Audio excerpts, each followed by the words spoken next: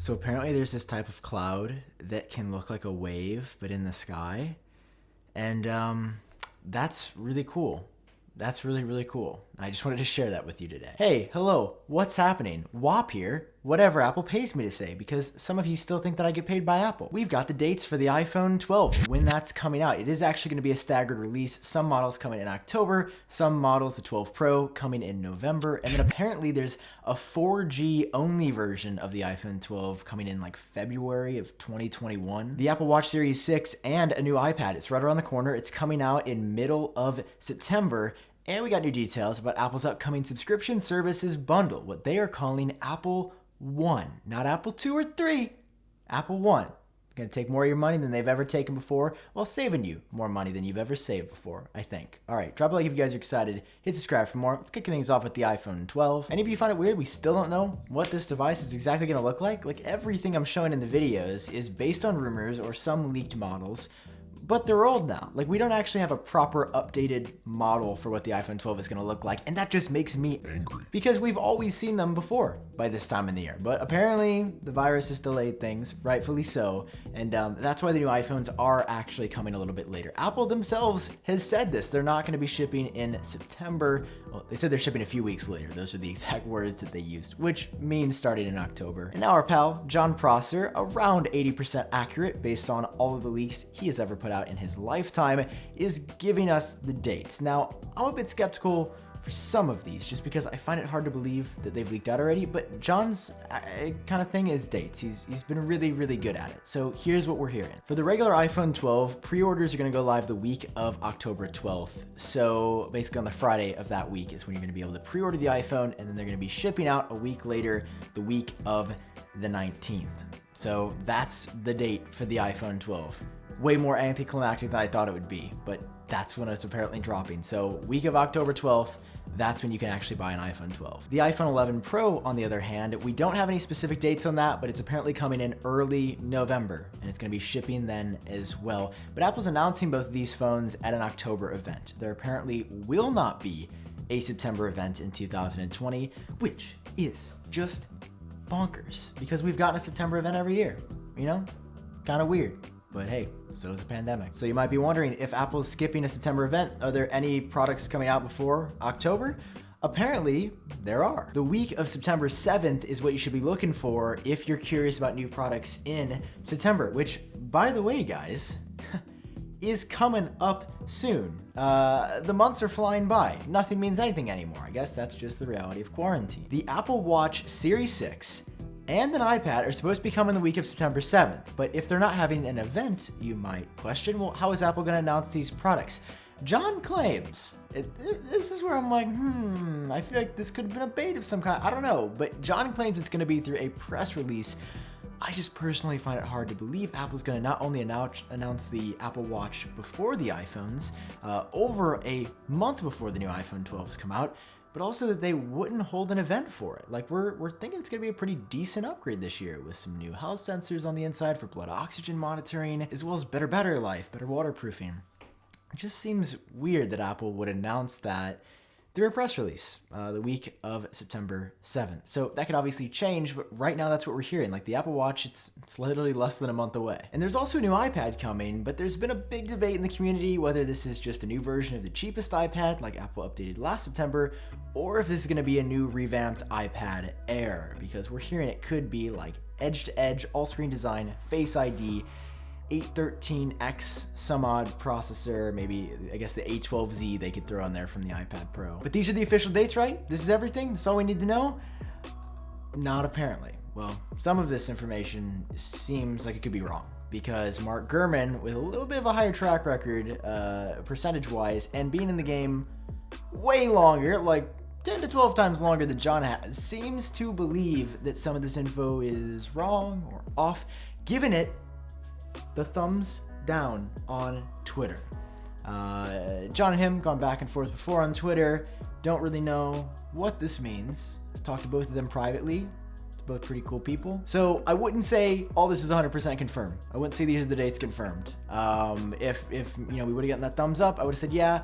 But know that like there is a chance Apple could release some products ahead of October and September. You know, we did get the new iMac in August.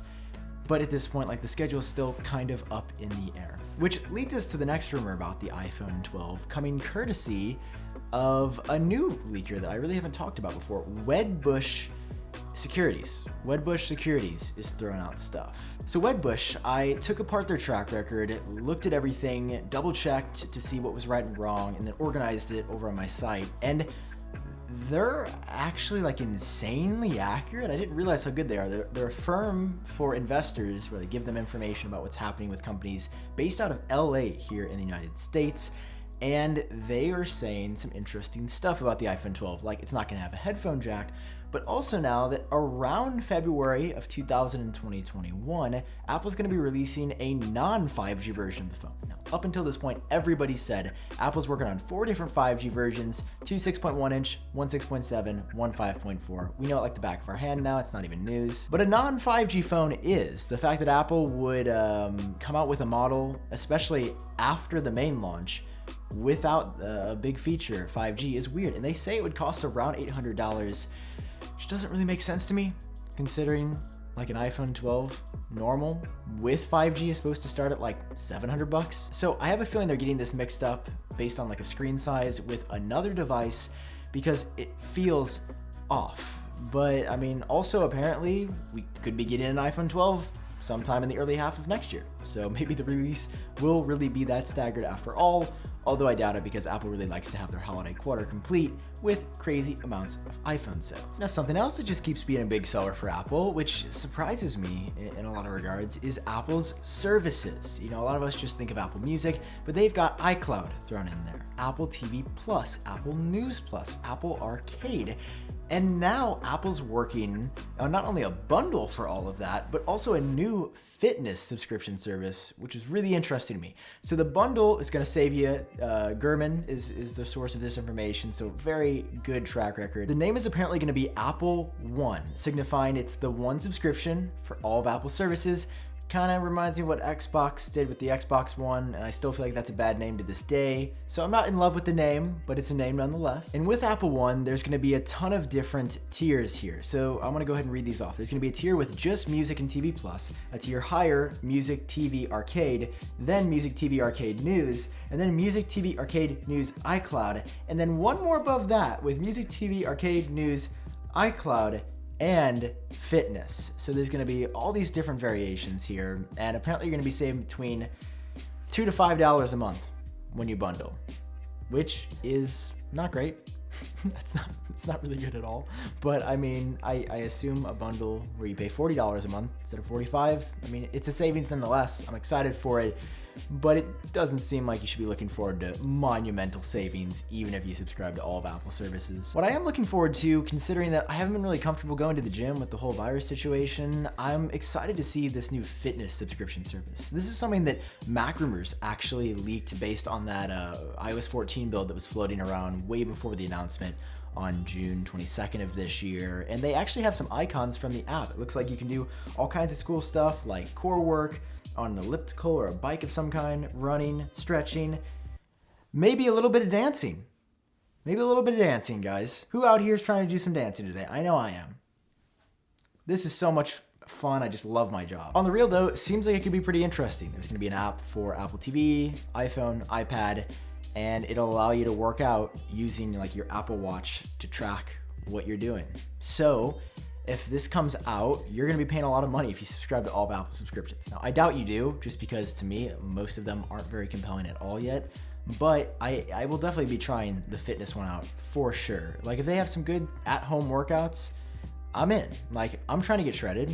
I'm trying to get that winter body because I'm going to be running around outside like crazy when Corona ends. Gurman says that support for Apple One and the fitness app is coming in an update to iOS 14 later this year, and that this is all coming in October. So the subscription confirmed for October.